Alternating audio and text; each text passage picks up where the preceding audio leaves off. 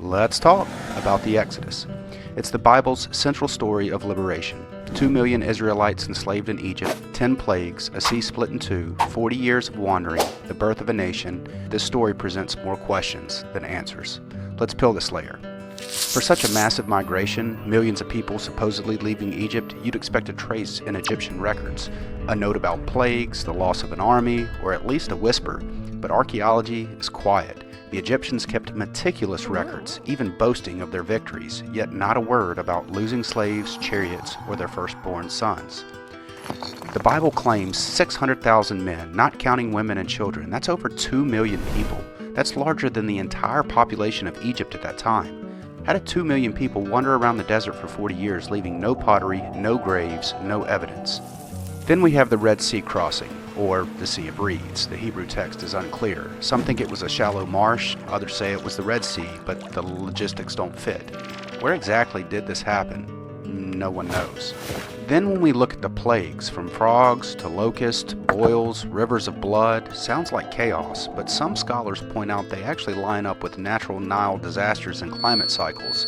If that's true, then are these miracles or mythologized nature? And if God knew from the start that Pharaoh would only relent after the death of the firstborn, why bother with 9 earlier plagues? Why drag out the suffering, knowing all along it would take the 10th? An all-knowing God doesn't need trial and error, but the story reads like a slow escalation, as though God himself is figuring it out along the way. And then there's the ethics. If this story is literal, God hardens Pharaoh's heart over and over just to escalate the plagues. And when the killing of the firstborn comes, it's not just Pharaoh's son, it's every Egyptian household. Innocent children die for the stubbornness of their ruler, a ruler God deliberately made stubborn. That's interjecting into free will.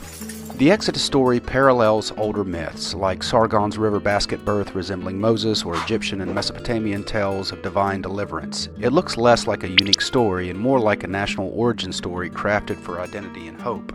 So here's the question: is the Exodus history, allegory, or a theological myth meant to inspire? Because if it didn't happen the way it's written, then the central story of Jewish and Christian identity isn't about facts, it's about meaning. And that forces us to ask, what happens when faith depends on a story that history doesn't back up? If this got you thinking, like, share, and subscribe as we continue to peel back the layers of Christianity.